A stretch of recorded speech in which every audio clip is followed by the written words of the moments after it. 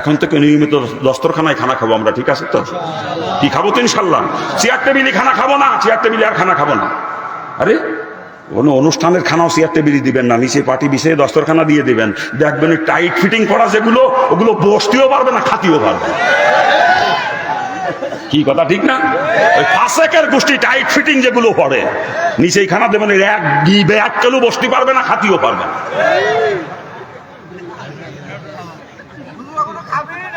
হ্যাঁ, ওগুলো খাওয়ানোর জন্যই তো না।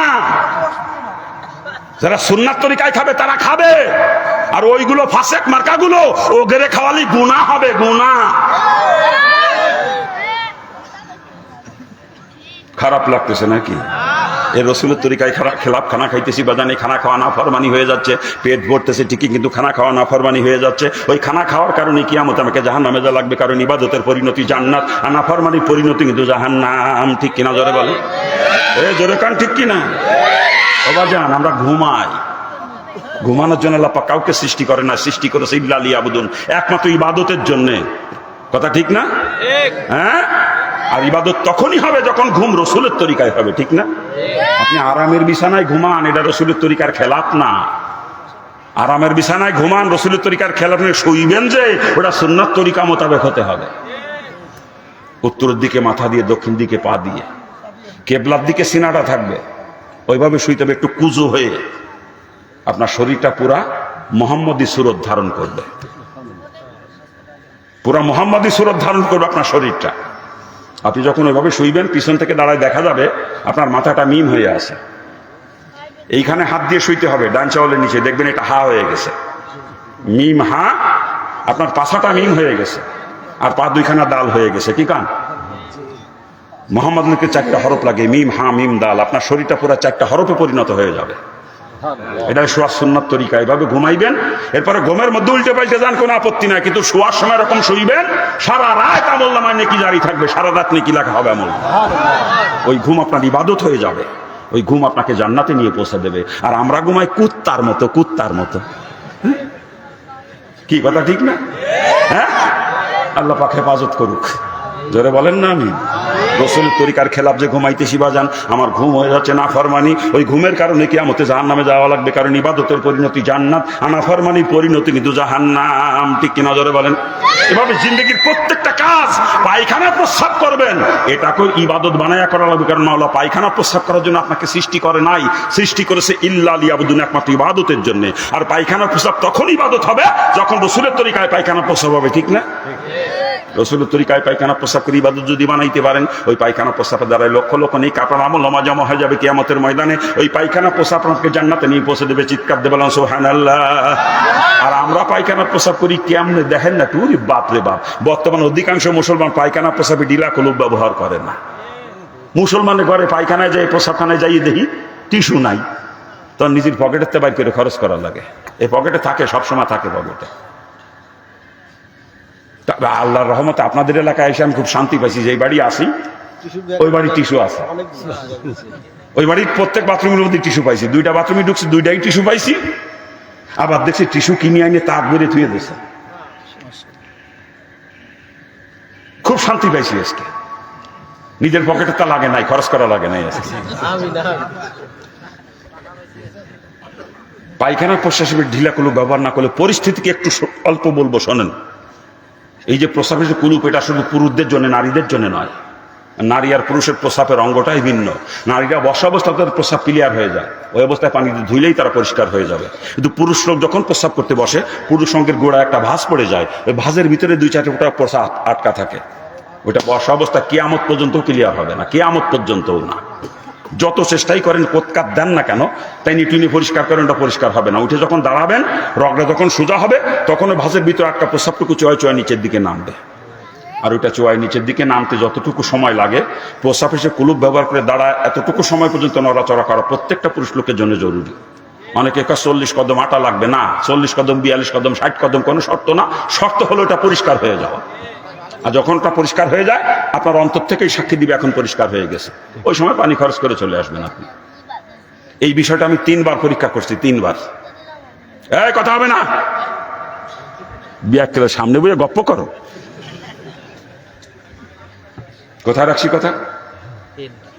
হ্যাঁ, আমি 3 বার পরীক্ষা করছি। প্রস্রাব করে শেষ হয়ে গেলে বসিয়ে কোত কাপ দিয়ে টাইনি টুনিয়ে পরিষ্কার করে একটা টিস্যু দিয়ে মুছে ফেলাই দিয়েছি টিস্যুটা। ফিরে আর একটা টিস্যু ধরে উঠে দাঁড়াইছি, দাঁড়ায় কিছুক্ষণ নড়াচড়া করার পরে দেখছি পরবর্তী টিস্যুটা ভিজে গেছে। আবার এভাবে 3 বার পরীক্ষা করে দেখছি। এই যে পরবর্তী টিস্যুটা ভিজলো, ওটা আসলো কোথার থেকে? ওই ভাঁজের ভিতরে যে প্রস্রাবটুকু আটকা ছিল ওইটা নিচের দিকে নামছে। ওটা বসা অবস্থায় কিয়ামত পর্যন্ত ক্লিয়ার হবে না, আমি তার বাস্তব প্রমাণ আমি নিজে। কারণ আপনি তো ওই অবস্থায় প্রস্রাব করে পানি দিয়ে দিয়ে উঠে চলে আসলেন। এরপরে ওই যে প্রস্রাবটুকু আটকা ছিল ওটা নেমে আপনার কাপড়ে লাগবে, শরীরে লাগবে, কাপড়ও না পাকাবে, শরীরও না পাকাবে। আপনি মনে করতেছেন পানি খরচ করছি, পানি লাগতেছে না, পানিও তো লাগতেছেই, সাথে ওই আটকা প্রস্রাবটুকু শরীরে লাগে, কাপড়ে লাগে, আপনার শরীরও না পাক, কাপড়ও না পাক। ওই অবস্থায় উজু করে নামাজে দাঁড়াইছে, নামাজ হবে? সেজদায় কবিরা গুনাহ হবে। না পাক অবস্থায় সেজদা দেওয়া হারাম, কবিরা গুনাহ। ফতোয়া কিতাবে পরিষ্কার করে লাগছে, যদি কেউ জানিয়ে শুনিয়ে ইচ্ছাকৃত না পাক অবস্থায় সেজদা দেয়, ওর ঈমান চলে যাওয়ার সম্ভাবনাও আছে। কি কথা বলে? দুঃখ লাগে, কত টাইটেল পাস মাওলানা, বদনাই করে পানি নিয়ে প্রস্রাবখানে যাইয়ে প্রস্রাব করে দুইয়ে উঠে চলে আসে, কুলুফির কোনো বালাই নাই। আল্লাহ মাফ করুক, কত 24 ঘন্টা নাপাক থাকে, 24 ঘন্টা। আপনি আজকে বেলা 10টার সময় গোসল করেছেন, ওই সময় শরীর প্রস্রাব দিয়ে পরিষ্কার হয়ে গেছে অলরেডি। এরপরে 12টার দিকে আবার প্রস্রাব করছেন, করে কুলুপ ব্যবহার করেন নাই, পানি খরচ করছেন ঠিকই, কিন্তু কুলুপ ব্যবহার না করার কারণে ওই 12টার সময় শরীর আপনার নাপাক হয়ে গেছে। আজকে জোহরের নামাজ নষ্ট হয়ে গেছে, আসরের নামাজ নষ্ট হয়েছে, মাগরিব নষ্ট হয়েছে, ইশাও নষ্ট হয়ে গেছে, কালকে ফজর পড়বেন তাও নষ্ট হয়ে যাবে। এরপরে কালকে যখন পুনরায় আপনি গোসল করবেন, ওই সময় আপনার শরীর প্রস্রাবটা ধুয়ে আবার পরিষ্কার হবে। এর আগ পর্যন্ত এই 24 ঘন্টা আপনি নাপাক। কি এই জন্য পুরুষ লোক প্রস্রাব এসে কুলুপ ব্যবহার করবেন তো নিয়মিত ইনশাল্লাহ? হ্যাঁ, টয়লেটের ভিতরে প্রস্রাব করতেছেন, টয়লেটের ভিতরে আপনার বের হয়ে হাঁটা লাগবে না 40 কদম, ওই ভিতরে দাঁড়ায় একটু কাজ হয়ে নড়াচড়া করবেন, একটু পরে ওটা পরিষ্কার হয়ে যাবে। আর পায়খানা সে ঢিলা, যে নারী পুরুষ সকলের জন্য সমান প্রযোজ্য, কমপক্ষে 3টা ঢিলা ব্যবহার করা লাগবে। 3টা শেষের সঙ্গে ময়লা দেখা গেলে আরো 2টা বেড়ে 5টা হবে, ওই 5টা শেষেরটার সঙ্গে ময়লা দেখা গেলে আরো 2টা বেড়ে 7টা, অর্থাৎ 3টা দিয়ে শুরু করতে হবে। যতক্ষণ ঢিলার সঙ্গে ময়লা দেখা যাবে ততক্ষণ বেজের সংখ্যা ঢিলা ব্যবহার করতে হবে। আর এটা শীতকালে একভাবে ব্যবহার করতে হবে, গরমকালে অন্যভাবে। শীতকালে প্রথমটা পিছন থেকে সামনের দিকে টানতে হয়, আর গ্রীষ্মকালে প্রথমটা সামনে থেকে পিছন দিকে টানতে হয়। প্রথমটা যে দিকে টানছেন, পরবর্তী তার উল্টার দিকে, তারপরে আবার তার উল্টার দিকে, এইভাবে। কি মনে থাকবে তো মুসলমান? পায়খানা ঢিলা যদি ব্যবহার না করেন, পরিস্থিতিকে একটু দেখেন। মেথররা ল্যাট্রিন সাফ করে, পায়খানা পরিষ্কার করে, ঠিক না? কিন্তু কোনো মেথর কোনোদিন হাত দিয়ে পায়খানা পরিষ্কার করে না। বেলচা দিয়ে ময়লা উঠে বালতিতে রাখে, বালতির আংটা ধরে নিয়ে ফেলে দেয়, ঠিক না? আর আপনি যদি পায়খানা করে ঢিলা ব্যবহার না করে থাকেন, নিজের হাত দিয়ে নিজের পায়খানা কসলায় সেনতেছেন আপনি তো মেথরের থেকেও নিকৃষ্ট বদমাইশ। কি কথা ঠিক কিনা? জোরে বলেন। আপনি মেথরের থেকেও নিকৃষ্ট। শুধু তাই না, মানুষের হাতের তালুতে লক্ষ লক্ষ ছিদ্র আছে, বিশ্বাস করেন আমার কথা? মাইক্রোস্কোপে হাত দিয়ে দেখেন কত ছিদ্র, নিজের চোখেই দেখতে পারবেন আপনি। আর পায়খানার সঙ্গে এক ধরনের তৈলাক্ত পদার্থ থাকে। যখন ঢিলা ব্যবহার না করে পানি খরচ করে, ওই পায়খানার তৈলাক্ত পদার্থ হাতের ছিদ্রের ভিতরে ঢুকে চলে যায়। ওটা সাবান দিয়ে হাত ধুলেও হাতে থেকে যাবে না, ছাই দিয়ে মাজলেও যাবে না, মাটির সাথে ঘষে ঘষে ধুবেন তারপরেও যাবে না। যখন কোনো কঠিন পরিশ্রম করবেন, যখন আপনার হাতের তালু ঘামবে, ওই ছিদ্রের ভিতর দিয়ে ঘাম বের হওয়ার সময় ঘামের সঙ্গে ময়লাটা বের হয়ে আসবে। আর যতক্ষণ হাতের তালু না ঘামবে, ওই পায়খানা হাতের ভিতরেই থেকে যাবে আপনার। না, হাতের ভিতরে আপনার পায়খানা। ওই অবস্থায় সাগরে যে ডুবেও যদি গোসল করে আসেন, শরীর পাক হবে? শরীর পাক হবে? শুধু তাই না, আপনার স্ত্রী যখন মশলা বাটে, মশলা বাটার সময় হাতের তালু ঘামে? কি ভাইজান, ঘামে? হ্যাঁ, শুধু হাতের তালু ঘামে না, খোঁজ নিয়ে দেখেন খুকির মার কাছে মশলা বাটতে গেলে কলিজা পর্যন্ত ঘামে, এত কষ্টের কাজ মশলা বাটা। কি কথা ঠিক কিনা? আপনার স্ত্রী যখন দুনো হাতে পুতা ধরে মশলা বাটছে, পুতা কয় তো না কি কয়? শিল নোড়া, যেটাই কয়। শিল কয়, নোড়া কয়, পুতা কয়, এক এক এলাকায় এক একটা কয়, আমি সব জানি। আপনার স্ত্রী যখন শিল ধরে দুনো হাতে মশলা বাটতেছে, ওইরকম হাতের তালু ঘামছে তো? কি ঘামছে তো? হ্যাঁ, ওই যে ঢিলা ব্যবহার করে নাই, পায়খানা করে, সিদ্ধের ভিতরে পায়খানা ছিল, ওই ঘামের সঙ্গে পায়খানা বেরোইছে, ওই পায়খানা মিশ্রিত মশলা দিয়ে রাঁধে দিচ্ছে গোস্ত, গরুর গোস্ত। খালি গরুর গোস্ত খান নাই বা যান, আপনার স্ত্রীর পায়খানাও খাইছেন সাথে। ঢিলা একা ব্যবহার করলে চলবে না, স্ত্রীকেও করাইতে হবে, কথা ঠিক না? আবার শুধু আপনার স্ত্রীকে করাইবেন তাতেও চলবে না। আপনার কচি বাচ্চা যে এখনো পর্যন্ত পায়খানা করে নিজে পানি খরচ করতে শিখে নাই, ওই বাচ্চাকে পানি খরচ করায় দেয় বাচ্চার মা। আর মা যদি বাচ্চাকে পানি খরচ করানোর আগে ঢিলা দিয়ে পরিষ্কার করে না নেয়, ওই বাচ্চার পায়খানা আমার হাতে ছিন্ডে ভিতরে প্রবেশ করবে। মশলা যখন বাটবে, ঘামের সঙ্গে বাচ্চার পায়খানা বের হয়ে আসবে, ওই মশলা দিয়ে রাঁধতে দেবে গোশত, জম্মের খাওয়া খাবেন, খালি স্ত্রীর পায়খানা খাচ্ছেন তা না, সাথে বাচ্চার পায়খানাও খাচ্ছেন। আপনার বাড়িতে যদি কাজের মহিলা থাকে, তাহলে মশলা কিন্তু কাজের মহিলাই বাটে। কি কথা ঠিক না? জোরে কা মশলা বাটানো কঠিন কষ্টের কাজ। কাজের মহিলা থাকতে বাড়ির মেয়ে ছেলেরা নিজেরা কোনোদিনও মশলা বাটে না, কাজের মহিলা দিয়েই বাটায় নাই। কথা ঠিক না? আপনার কাজের মহিলা যখন মশলা বাটে, ওরও হাতের তালু ঘামে। আর ও যদি পায়খানা করে ডিলা বাবা না করে তাকে হাতের তালু যখন ঘামছে, ঘামের সঙ্গে পায়খানা বেরোইছে, ওই মশলাদের রাঁধতে দিচ্ছে গোশত বাজান, কাজের মহিলার পায়খানাও খাইছেন আপনি। ঢিলা একা ব্যবহার করলে চলবে না, সবাইকে করাইতে হবে। একা করলে চলবে না, সবাইকে করাইতে হবে। এতদিন ভুল করছি, করি নাই, তওবা করলে আল্লাহ মাফ করে দেবে। আশার বাণী শোনাই চাল্লাহ আল্লাহ তাক না তুমি রহমতিল্লাহ বান্দা, রহমত থেকে লইরে আসিস না। এতদিন উল্টাপাল্টা করছিলি, তওবা কর, সিধা হয়ে যা, আমি মাফ করে দেবো অতীতের গুনাহ। আর ভুল করবো না, এখন থেকে নিয়মিত ঢিলা কলু ব্যবহার করবো। রাজি তো? কারা কারা রাজি একটা হাত তোলেন তো আমি দেখি। এখন থেকে নিয়মিত ঢিলা কলু ব্যবহার করবো। আল্লাহ পাক সকলকে কবুল করুক। জোরে বলেন আমিন। আরে জোরে কান না আমি নামান হাত। কি কায়দা! প্রস্রাব করে কুত্তার মতো খাড়ায় খাড়ায় মুসলমানের বাচ্চারা। মুসলমান বাচ্চারা কুত্তার মতো খাড়ায় খাড়ায় প্রস্রাব করে। আল্লাহ মাফ করুক আমাদেরকে। আল্লাহ পাক যত জানোয়ার সৃষ্টি করছে দুনিয়ায়, কোন জানোয়ার দেখছেন কোনদিন বসে পায়খানা প্রস্রাব করছে? জানোয়ারের মাজার মধ্যে, হাঁটুর মধ্যে এত সুন্দর কবজা আল্লাহ তাআলা দেয় নাই যে ইচ্ছা মতো বসতে উঠতে পারবে। জানোয়ারকে আল্লাহ পাক সৃষ্টি করছে দাঁড়ায় পায়খানা প্রস্রাব করার জন্য। আর মানুষের মাজার মধ্যে, হাঁটুর মধ্যে কবজার সিস্টেম, মানুষ ইচ্ছা মতো বসতে উঠতে পারে। মানুষকে আল্লাহ পাক সৃষ্টি করছে বসে পায়খানা প্রস্রাব করার জন্য, ঠিক না? জোরে বলেন। এই জন্য কোন মানুষ যখন খাড়ায় খাড়ায় মতে, আল্লাহ কয় উলাইকা কালান আম, ওগুলো কুত্তা, ওগুলো শুয়োর। কি আল্লাহ কইছে না? আমি কই না, আল্লাহ কোরআনের মধ্যে কইছে। আমি তো গাড়িতে গাড়িতে চলি সব সময়, গাড়িতে গাড়িতে চলি। আজকেও গাড়িতে আইছি আপনাদের এই পর্যন্ত। আসার পথে একটা হোটেলে গাড়ি দাঁড়াইছিল, ফজরের নামাজ পড়ি তো রওনা দিছি, হোটেলে গাড়ি দাঁড়াইছে রাস্তায়, হাইওয়ে হোটেল। লম্বা রুটের গাড়িগুলো সবই দাঁড়ায় হোটেলে, দাঁড়ায় না? চিটাগাং জাতি গেলে কুমিল্লার মধ্যে কিছু হোটেল আছে, ওই জায়গায় দাঁড়ায়। উত্তরবঙ্গে জাতি গেলে সিরাজগঞ্জের মধ্যে কিছু হোটেল আছে, সিরাজগঞ্জ বগুড়া এলাকায়, ওইখানে দাঁড়ায়, দাঁড়ায় না? আজকেও একটা হোটেলে দাঁড়াইছিল আমার গাড়ি। তো দীর্ঘক্ষণ গাড়িতে বসে থাকলে সবারই নিম্ন চাপে তলপেট ভারী হয় না? হ্যাঁ, প্রকৃতির নিয়ম। মানুষ গাড়ি থেকে নামে আগে ওয়াশরুমে যাওয়া লাগে। আমিও তার বিকল্প না, আমিও তো একজন মানুষ। আমিও গাড়ি থেকে নামছি, আমি ওয়াশরুমে গেছি, যে কটা প্রস্রাবখানায় একটাই বসে প্রস্রাব করার কোনো সিস্টেম নেই। দেওয়ালের সাথে কমোডা কাকান বাদায় থুয়ে দিয়েছে, আর কুত্তার বাচ্চারা গাড়িতে নামে যে সেন্ডা টান দিয়ে খুইলিয়ে একেবারে কুত্তার মতো বাদায় দিয়ে শুরু করে দিচ্ছে। আমি গুজিয়ে খাইজি প্রস্রাব করার জায়গা না পেতে টয়লেটের মধ্যে যেয়ে প্রস্রাব করলাম। টয়লেটের মধ্যে কি করবো, উপায় নেই তো। আল্লাহ মাফ করুক আমাদেরকে, আল্লাহ মাফ করুক, আল্লাহ মাফ করুক। কি আলোচনা করবো কান? আল্লাহ প্রথমে কইছে উলাইকা কালান আম, ওগুলো চতুষ্পদ জানোয়ার, ওগুলো কুত্তা, ওগুলো শুয়োর। এরপরে আল্লাহ একটু চিন্তা ভাবনা করছে, কইরে দেখে যে না রে, কুত্তারও তো আদব আছে, এক ঠ্যাং মুসা করে এক ঠ্যাঙে মুত লাগে। আর ওরে বানাইছি মানুষ সর্বশ্রেষ্ঠ মাখলুক, ও খাড়াই মুতে দুই ঠ্যাঙেই মুত লাগাইলো। আল্লাহ কা বালহুম আদাল, ওরা কুত্তারতেও খারাপ, ও শুয়োরের থেকেও নিকৃষ্ট। কে কইছে? আল্লাহ কোরআনের মধ্যে কইছে। এই কোরআনে আল্লাহ কইছে, এই কোরআন, আমি কই না। কি কয়? হ্যাঁ, মুসলমানের সন্তান দাঁড়ায় দাঁড়ায় প্রস্রাব করে দেখলি কলজেটা ফাইটে যায় দুঃখকে। মানে যে পিছনতে যাইয়ে ওর মাজায় তুলে লাত্তি মেরে মুতির মধ্যে ফেলা দিতে পারতাম বদমাইশরা। আল্লাহ বানাইছে মানুষ সর্বশ্রেষ্ঠ মাখলুক, তারপর আল্লাহ মুসলমানের ঘরে জন্ম দিয়েছে। ও দাঁড়ায় প্রস্রাব করলে এটা মাইনে নিয়ে যায়, মাইনে নিয়ে যায়। এই যে পায়খানা প্রস্রাব করতেছি রসুলের তরিকার খেলাফত জানে, পায়খানা পচা হয়ে যাচ্ছে নাফরমানি। এই পায়খানা প্রস্রাবের কারণে কিয়ামতে জাহান্নামে যা লাগবে, কারণ ইবাদতের পরিণতি জান্নাত, আর নাফরমানির পরিণতি কিন্তু জাহান্নাম। ঠিক কিনা জোরে বলেন? এই যুবকের গোষ্ঠী খাড়ায় খাড়ায় যারা মতো রাগ করতেছো আমার কথায়, যদি রাগ হয় আমার উপরে রাগ করি না বাজান, আমি কিছু কই নাই তোমাকে রে। আমার আল্লাহ কোরআনের মধ্যে কইছি, আল্লাহ কোরআনের মধ্যে কইছে উলাইকা কালান আম বাল হুমাদাল, ওগুলো চতুষ্পদ জানোয়ার, বরং তার থেকেও নিকৃষ্ট। কথা ঠিক কিনা? যদি রাগ হয় যে কইছে তার উপরে রাগ করি, আমার উপরে না। খবরদার, আমি কিচ্ছু কই নাই তোমাকে রে। আমরা মুসলমান, কথা ঠিক না? আমার আচরণ হবে মুসলমানের মতো, জানোয়ারের মতো আচরণ হলে তো চলবে না। কথা ঠিক না?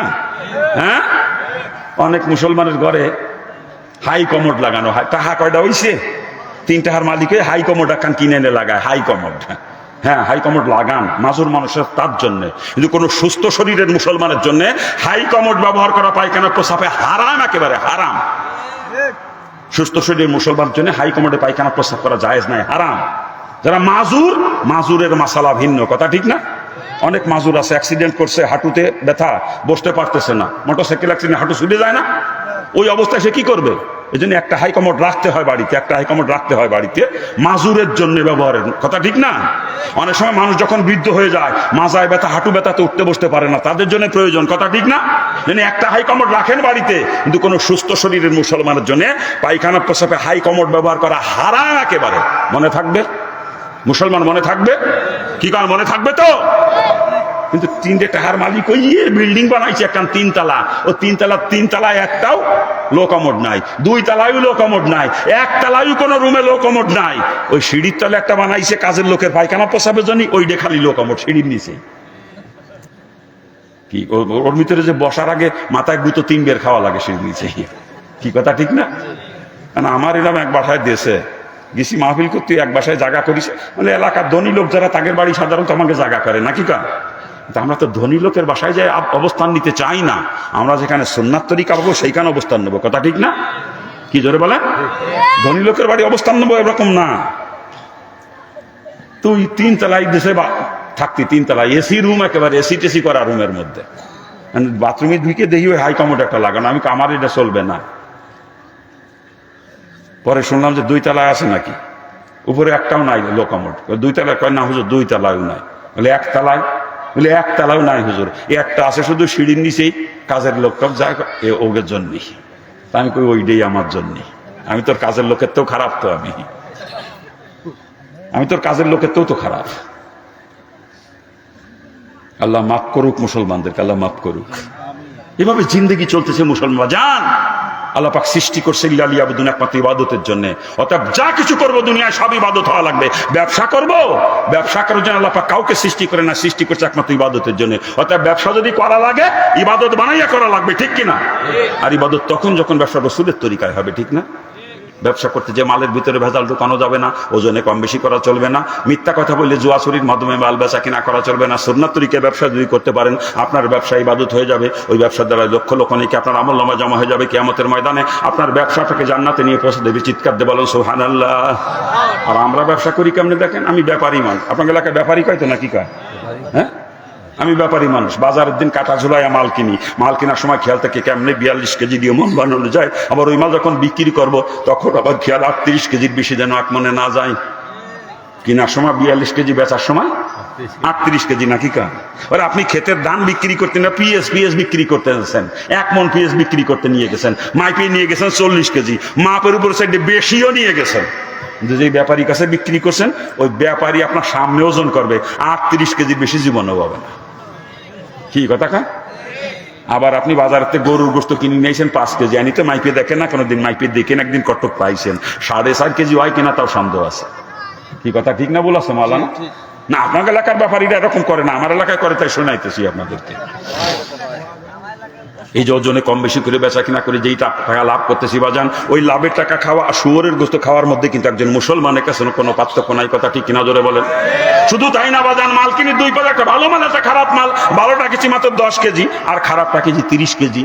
30 কেজি আর 10 কেজি 40 কেজি, 1 মন। ওই ভালো 10 কেজি কিনা আছে 30 টাকা কেজি দরে, আর খারাপ 30 কেজি কিনা আছে 25 টাকা কেজি দরে। দুইটারে একসঙ্গে মিক্সার করে বাজারে বিক্রি করতে নিয়ে গেছি, 29 টাকা কেজি দরে বেচলাম। আর কই কসম খোদা 30 টাকায় কিনা ছিল, আজকে বাজার ডাউন, তাই 1 টাকা লস দিয়ে বিক্রি করা লাগতেছে। অথচ মধ্যে মাত্র 10 কেজি কিনা 30 টাকা কেজি দরে, আর বাকি 30 কেজি কিনা 25 টাকা কেজি দরে। কসম খোদা 30 টাকা কিনা, কি কায়দা রে! আপনার এলাকায় কয় না, আমার এলাকায় কয়, তাই শোনাইতেছি আপনাদেরকে আর কি। হ্যাঁ, বাপরে বাপ। আমার বাজারে দোকান আছে, গার্মেন্টসের দোকান। কিসের দোকান? গার্মেন্টসের। আমি আজি সাহেব, এই সুন্নাতি দাঁড়িয়ে আমার মুখে, সুন্নাতি জুব্বা গায়ে, মাথায় খালি টুপি না, ফাগড়িও আছে, আমার ফাগড়িও আছে। আমি তাহাজ্জুদ পড়ি, নামাজ পড়তে পড়তে কপালে কালো টিকলি হয়ে গেছে আমার, টিকলি।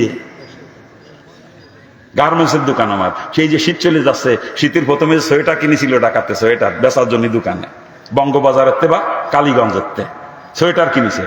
পার পিস কিনা পড়িছে পাইকারি 300 টাকা, আর দোকান পর্যন্ত এসে পৌঁছাতে খরচ হয় একটা পিছনে 5 টাকা। তাহলে কত হয়েছে?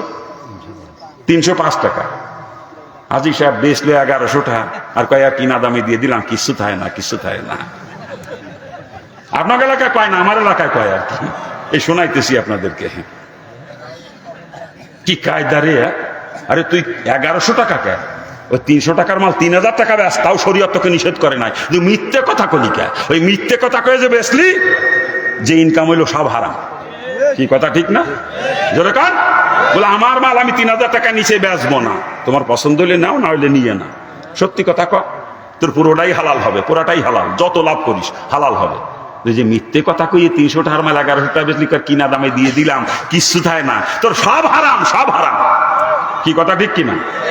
জোরে বলেন ঠিক কিনা? আল্লাহ পাক মাফ করুক। আজকে এভাবেই তো চলতেছে। আজি সাহেব, ওটা বলে আজি সাহেব, ওই বদমাইশ 1 নম্বরের পাঁচজি, ও ভণ্ড, ভণ্ড। তোর কোন চোর কয় তাহাজ্জুদ মারতি? তো টুপি দাড়ি জুব্বা পাগড়ি সব ভণ্ডামি, তো নামাজ ভণ্ডামি। ইবাদত কবুল 1 নম্বর শত হালাল রুজি খাওয়া। হারাম খোরের কোন ইবাদত আমার আল্লাহ কবুল করে না। তুই ব্যবসা করো উল্টো পাল্টা, তো রুজি হারাম, তুই তাহাজ্জুদ মারো, বিয়াই কেলে ভণ্ডামি বাদ দে। হারাম খোরের কোন ইবাদত আল্লাহ কবুল করেন। ইবাদত কবুল 1 নম্বর শর্ত হালাল রুজি খাওয়া, ঠিক কিনা?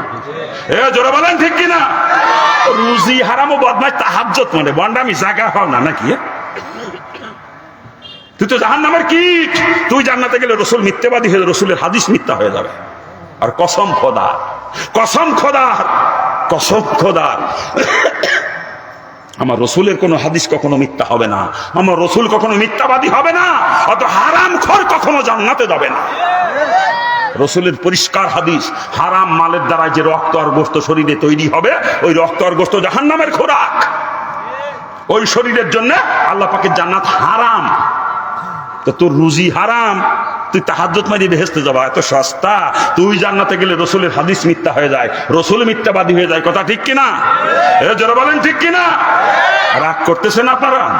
রাগ করার জন্য বলি নাই বাজান, জাহান্নাম থেকে বাঁচানোর জন্য বলছি। আপনি আমার ভাই, আপনি আমার ভাই, আপনি জাহান্নামে চলে যাবেন, এটা আমি চাই না। এই জন্য বলতেছি, এখনো সময় আছে, পাও ধরিছি, ফেরেন, রুজিটা হালাল করেন, হালাল কামাই করেন, হালাল খান, ইবাদত বন্দেগী কবুল হবে। অল্প ইবাদতে বেহেশতে চলে যাবেন, অল্প ইবাদতে। আর হারাম খেয়ে নামাজ পড়ে কপাল কালো বানাই কোনো লাভ নাই। একটা সেজদাও কখনো আল্লাহ পাকের দরবারে কবুল হবে না। এই যে ব্যবসা বাণিজ্য